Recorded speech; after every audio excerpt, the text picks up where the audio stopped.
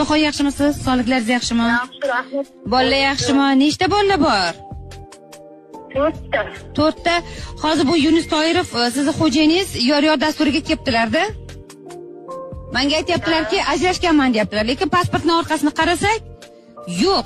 Ajrashgan yo'q. Hozir sizga jahl qilib kelgan-a?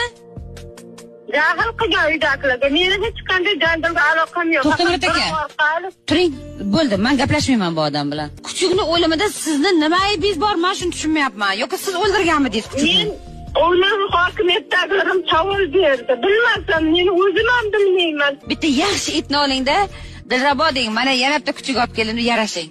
Yo'q. Sog' bo'ling. Xo'p, to'xtang. Mayli. Mana hozir norozi bo'lib ketyapsiz-a? Menga bitta javob berasiz. Sizga xotin kerakmi, it kerakmi? Menga it kerak.